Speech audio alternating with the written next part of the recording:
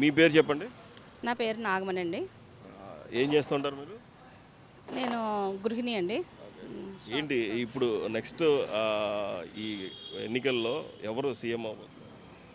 2024లో మనకు కాబోయే సీఎం నారా చంద్రబాబు నాయుడు గారు. పక్కాగా మేమందరం కూడా మహిళల తరపు నుంచి ఆయనే కోరుకుంటున్నాము, ఆయనే రావాలి. ఎందుకు చెప్తున్నారు అలాగా? అంటే ఈ జగన్మోహన్ రెడ్డి కూడా చాలా పథకాలు ఇస్తున్నారు. ఏదైతే మహిళలందరికీ కూడా చాలా పెద్ద పెద్ద పథకాలు ఇస్తున్నారు. అందరికీ అన్ని అన్ని అన్ని సదుపాయాలు ఇచ్చానని చెప్తున్నాడు కదా. మీరు ఎందుకు మరి చంద్రబాబు నాయుడు అనుకుంటున్నారు?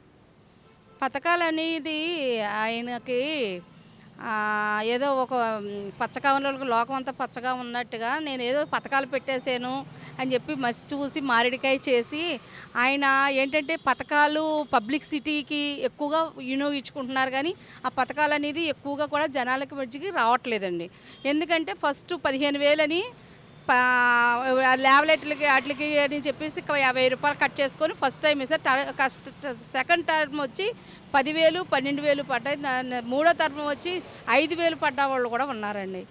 ఎందుకంటే ఆ పథకాలు అసలు అంటే చాలీ పథకాలు చాలని ఇవన్నీ కూడా అవన్నీ వేస్టే కదండి. ఆయన డబ్బు అంతా కూడా ఆయన జోబులోంచి డబ్బు ఖర్చు పెడతలేదు, ప్రజాధనమే ఖర్చు పెడుతున్నారు. నెక్స్ట్ ఇంకోటి వచ్చి ఏంటంటే ఎవరు వచ్చినా ప్రజాధనాన్ని చేస్తారు, కానీ చంద్రబాబు నాయుడు గారు కూడా జేబులో నుంచి తీయరు కదా.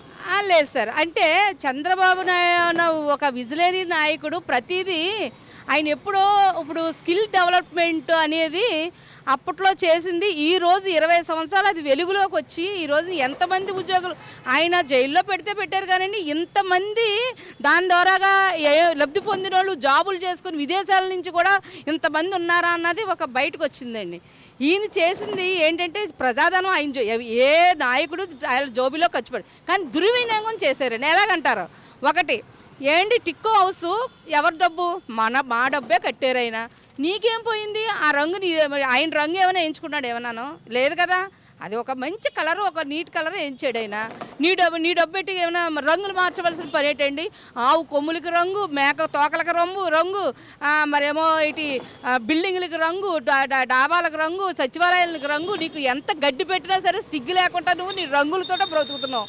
ఒక వాలంటరీ వ్యవస్థ, అలాగే మరి ఆర్పీలు అంటాడు, వీళ్ళందరినీ కూడా ప్రజల ఒక డబ్బును దుర్వినియోగం చేస్తారు. ఉద్యోగాలను ఎవరిని చేసుకొని ఎత్తున్నారండి? ఉద్యోగాలను ఎవరిని చేయనివ్వట్లేదండి.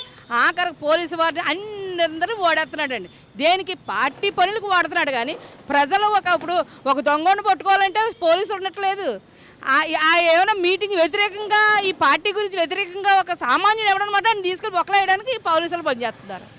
అవినీతి కోసం అక్కడ జరుగుతుంది. నా చైన్ పట్టుకెళ్ళిపోయాడు, నా జోబులో డ్రగ్స్ అంతా ఎక్కువైపోయి బేడ్ బ్యాచ్ వాళ్ళు, గంజా బ్యాచ్ వాళ్ళు ఎక్కువైపోయి నైటు మొగుడు పిల్లలు కూడా సెకండ్ షో సినిమాకి వెళ్ళి రావడానికి భయపడుతున్నారు. వాళ్ళు ఒక ఫోన్ పోయిందనో ఏదో పోయిందని కంప్లైంట్ ఇస్తే పోలీసు పోనే కొత్త ఫోన్ కొనుక్కోమంటున్నాడు. కానీ ఎవడ పట్టించుకుంటలేదండి. ఈ ప్రభుత్వం ప్రజల్ని ఎలా వాడాలంటే అంతా దృష్టి పట్టించేసింది. ఉద్యోగస్తులే కానీ ఎవ్వరు కూడా ప్రజలకు పని చేయట్లేదు. ఎవరు ఈ పార్టీకి పని చేస్తున్నారు. రెండోది అభివృద్ధి అనేది చంద్రబాబు నాయుడు వల్ల అవుతుందండి. ఏపీ కొత్తగా విడిపోయిన తర్వాత హైదరాబాద్ ఎంత డెవలప్మెంట్ చేశాడో అంత 2 రెట్లు డెవలప్మెంట్ చేయాలని ఒక సంకల్పంతో ఆయన దిగి 4.5 సంవత్సరాల్లోనే అంత అభివృద్ధి చూపిస్తే నువ్వు రాజధానులు అన్నావు. ఒకటి కట్టలేనోడికి పెన్నమ్మకి కన్నతల్లికి చీర పెట్టలేడు, పెన్నమ్మకి పోగబెడతాడా? ఒకటి కట్టలేడు, 3 కడతాడు అంటున్నాడు. ఏం కట్టి చూపిస్తున్నావు? ఏం అభివృద్ధి చూపించావు? అయితే పథకాలు అనేది ప్రతి ఒక్కరు పెడతారండి, కాదట్లా. అది ఏంటంటే సంపద అనేది సృష్టించాలి. మనకి ఇండస్ట్రీలు లేవు. నీ ఒక వాటా నీ కమిషన్కి ఏ ఇండస్ట్రీలో తట్టుకోలేకపోతున్నాయి. పక్క రాష్ట్రాలకు వెళ్ళిపోతే నీ కమిషన్ బేరం తట్టుకోలేక. ఎందుకంటే వాళ్ళకి వచ్చిందే ఇంత, అందులో నాకు నా 3 వాటాలు కావాలంటే ఏ ఇండస్ట్రీ వస్తుందండి? ఇక్కడ పిల్లలకి చదువుకున్న పిల్లలకి నువ్వు విద్యగా అనుకుంటున్నావు, విద్యాని ఇది అంటున్నావు. ఇవన్నీ కాదు. చంద్రబాబు నాయుడు గారు ఉన్నప్పుడు విదేశాలకు వెళ్ళి చదువుకొని ఈరోజు వాళ్ళ కాళ్ళ మీద బతికి వాళ్ళు 10 మందికి చదివించడానికి సహాయపడుతున్నారండి విద్యార్థులు. నువ్వు ఉండగా ఒక్క విద్యార్థి ఎక్కడికైనా వెళ్ళి చదువుకున్నాడా? ఒక్క విద్యార్థికి ఏమైనా ఉద్యోగం వచ్చిందా? ఇక్కడ ఏం ఇండస్ట్రీలు ఉన్నాయి? పక్క రాష్ట్రాలకు వెళ్తే అక్కడ ఆ రాష్ట్రాల్లో మాకు కోటా అయిపోయిన తర్వాత వేరే వాళ్ళకి ఇస్తామంటున్నారు. కానీ ఇక్కడ చదువుకున్న వాళ్ళకి వాల్యూ లేదు.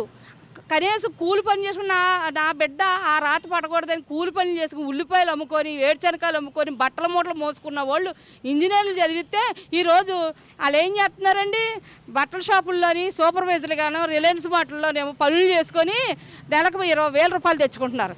ఏపీలో బ్రతకాలంటే 20,000 రూపాయలు కాదండి, ఈరోజు సామాన్యుడు బతకాలంటే ఏపీలో బతకాలి 30,000 35,000 సంపాదించుకోవాలండి. ఆ రోజు చంద్రబాబు నాయుడు గారు ఉండేటప్పుడు 10,000 సంపాదించుకుంటే ఒక 2,000 రూపాయలు తీసి ఏ చీటు పాట వేసుకొని ఒక ఏదో ఇళ్ల స్థలము ఏదో చిన్న ఒక ఆటో కొనుక్కొని ఏదో ఒకటి బ్రతికేవాడు. ఈరోజు 25,000 తెచ్చుకుంటే 10,000 రూపాయలు అప్పు కనబడుతుందండి. అంత కల్తీ, అంత మోసం, తిండిలో మోసం, పట్టించుకునేవాడు లేడు. రేషన్ బియ్యం ఇస్తున్నాడు, స్టేట్ గవర్నమెంట్ రేషన్ బియ్యం ఇస్తే మధ్యలో నీకేం ఆయురోగం వచ్చింది, ప్రజలు చచ్చిపోతే నువ్వు బాగుపడతావు అంటే నీకు 2 కూతుళ్ళు, నువ్వు అమెరికాలోని జపాన్లోని జర్మనీలో ఫుడ్ మంచి తింటే మీరు బాగుంటే సరిపోద్దా? నిన్ను ఎంచుకున్న నాయకులు ప్రజలు బాగుపడక్కర్లేదా? ప్లాస్టిక్ బియ్యం కలిపేస్తున్నారు, ఆ ప్లాస్టిక్ తింటే జనాలు ఏమైపోతారు చెప్పండి అసలు. అంటే జనాలు చచ్చిపోతే నువ్వు ఒక్కడే ఏలుకుంటావా? ప్రజలు ఉంటేనే మీ పదవిలో ప్రజలు బాగుంటేనే మీరు మా ఒక్క డబ్బులతోటి మీరు ఏసీ రూముల్లోని ఎయిర్పోర్ట్లలోని అట్లా ఫ్లైట్లలోని తిరగచ్చు.